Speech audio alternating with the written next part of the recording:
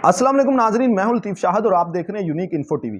नाजरीन, आज हम आपके साथ 10 सवालात शेयर करने जा रहे हैं, बहुत ही अहम सवालात जो इमरान खान साहब की टीम यानी कि पाकिस्तान तहरीक इंसाफ ने कौम के सामने रखे हैं। DGSPR साहब की धुआंधार प्रेस कॉन्फ्रेंस के बाद ये जो 10 सवालात हैं वो रखे गए हैं। दरअसल ये सवालात नहीं, मेरे ख्याल के मुताबिक ये जवाब हैं उसके जो प्रेस कॉन्फ्रेंस थी एक पूरी, उसमें नाम तो नहीं लिया गया था पाकिस्तान तहरीक इंसाफ का कहीं भी और ना ही इमरान खान का नाम दिया गया था, लेकिन एक सियासी जमात कहकर जो तमाम तर प्रेस कॉन्फ्रेंस की गई थी, यानी कि 9 मई के वाकयात का इल्ज़ाम जिन पर लगाया गया था वो जाहिर है कि पाकिस्तान तहरीक इंसाफ ही थी, तो उसका ये जवाब है। लेकिन उससे पहले हम आपको बताते चलें कि लतीफ़ खोसा साहब के ऊपर के घर पर जो फायरिंग हुई थी और उसमें उनका एक ड्राइवर भी शदीद जख्मी हुआ था, उसके बारे में पेशरफ्त हुई है कि उसके हमले में मुलव्वस जो शख्स था मोहसन उर्फ लंबा, उसको गिरफ्तार कर लिया गया और इन्वेस्टिगेशन के दौरान उसने बताया है कि जुबैर खान न्याजी ने उनको 10 लाख रुपए देने का कहा था ये हमला करवाने के लिए, और 1 लाख रुपए दे दिए थे और 9 लाख रुपए बकाया थे, यानी कि एडवांस 1 लाख हमें मिला था और काशिफ नामी दोस्त के साथ मिलकर मैंने ये हमला किया था और मेरा अगला निशाना जो था वो एतजाज अहसन थे।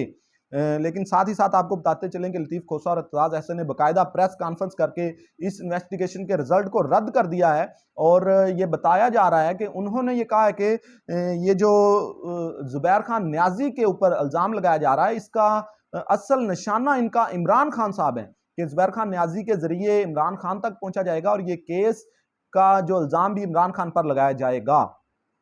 तो नाज़रीन, हम बढ़ते हैं हमारे सवालात की तरफ। पहला सवाल जो बहुत ही अहम और बड़ा ही इंटरेस्टिंग है, जो तहरीक इंसाफ की तरफ से है, उन्होंने कहा कि 9 मई के वाकयात के पीछे वही हो सकते हैं जिसको इनसे सबसे ज्यादा फायदा हुआ हो, इनसे नुकसान उठाने वाले इन वाकयात के पीछे कैसे हो सकते हैं।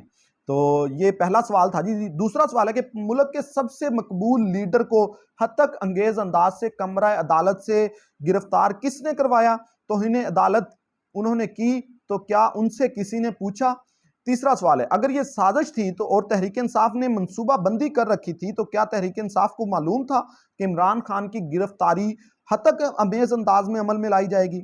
ये तीसरा सवाल था जी। चौथा सवाल है कि इंटरनेट सर्विस बंद करवाकर अवाम से हकायक छुपाने की कोशिश की गई और इंटरनेट तहरीक इंसाफ ने नहीं बल्कि PDM की हुकूमत ने बंद करवाया था। और हुकूमत से पूछा जाए कि क्यों इंटरनेट बंद किया गया और अवाम से जो छुपाने की हकायक जो थी वो कोशिश की और इसके पीछे क्या वजूहात थी। पांचवा सवाल है कि जी, आम तनसीबात की तरफ जाने वाले रास्तों की तरफ सिक्योरिटी क्यों नहीं नस्ब की गई? जमान पार्क की तरफ जाने वाले जो रास्ते थे उन पर सैकड़ों दफा पुलिस ने बड़ी कामयाबी से अवाम को आने से रोका, लेकिन जो आम तनसीबात थी उनके ऊपर सिक्योरिटी पहले भी मौजूद होती है तो उन पर आने से क्यों नहीं रोका गया? सिक्योरिटी ने किसी किस्म की कोई रुकावट क्यों नहीं की? तो ये भी सवाल होता है। उनका कहने का मतलब है कि ये साजिश हमने नहीं बल्कि आपने हमारे खिलाफ की है। ये तहरीक इंसाफ की तरफ से ये मौकफ है। छठा सवाल, तहरीक इंसाफ के कायदीन की वीडियो सबूत मौजूद हैं जो अवाम को जलाओ गिराओ करने से रोकते रहे, इसके बावजूद उनको रिहाई नहीं मिल रही, लेकिन जो तहरीक इंसाफ छोड़ने की प्रेस कॉन्फ्रेंस करता है उसको रिहा कर दिया जाता है। तो क्या कौम गलत समझ रही है कि सारी साजिश तहरीक इंसाफ को छुड़वाने के लिए करवाई जा रही है? ये छठा सवाल था जी। सातवां सवाल है कि अगर साजिश तहरीक इंसाफ के खिलाफ ना होती तो प्रेस कॉन्फ्रेंस करने पर रिहाई ना मिलती और सबका ट्रायल होता और प्रेस कॉन्फ्रेंस पर क्वेश्चन मार्क ना होता किसी भी शख्स के सारे मामलात से ड्राई क्लीन होने के लिए, यानी कि सारे मामलात से ड्राई क्लीन कर दिया जाता है। जैसे कोई कहता है कि मेरा तहरीक इंसाफ से कोई ताल्लुक नहीं और जब तक वो तहरीक इंसाफ नहीं छोड़ता तब तक उसके ऊपर ट्रायल चलता है। आठवां सवाल, किस कानून के तहत तहरीक इंसाफ छोड़ने वाले सारे इल्जामात से बरी हो रहे हैं? अगर ये हमला तहरीक इंसाफ ने करवाया है तो वहां पर सारे कायदीन मौजूद थे उस वक्त 9 मई के वाकयात में जो मुलव्वस थे, लेकिन जो तहरीक इंसाफ छोड़ता है वो कैसे जो है वो पाक साफ हो जाता है? तो हमें बताया जाना चाहिए कि जब पाकिस्तान तहरीक इंसाफ छोड़ने वाले तमाम इल्जामात से बरी हो रहे हैं तो वो किस कानून के तहत हो रहे हैं? ये आठवां सवाल है जी। जबकि तहरीक इंसाफ ना छोड़ने वाले जो लाहौर इस्लामाबाद वाले सैकड़ों मील दूर थे लाहौर और इस्लामाबाद से, उनको और उनके घर वालों को हिरासा किया जा रहा है और उनका कारोबार तबाह किया जा रहा है, गिरफ्तारियां की जा रही हैं, किस कानून के तहत? नौवां सवाल है जी, तहरीक इंसाफ के लीडरान से लेकर आम कारकुनान के घरों को पुलिस बगैर सर्च वारंट घुसकर उनके पर्दे और चारदीवारी का तकद्दुस पामाल कर रही हैं, खवातीन को हिरासा किया जा रहा है और साजिश तहरीक इंसाफ ने की है। क्या ये मानने के काबिल है? ये 9वां सवाल है जी। 10वां और आखिरी सवाल, ये बड़ा ही अहम है।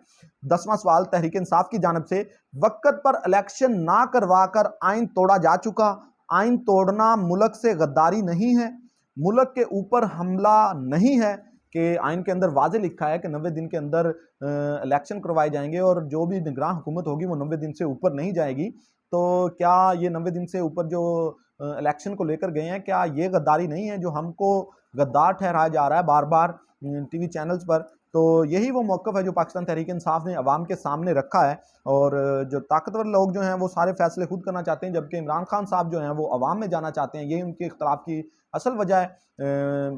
मिलते हैं एक अगले वीडियो में, तो तब तक के लिए हमें इजाज़त दीजिए। अल्लाह हाफिज़।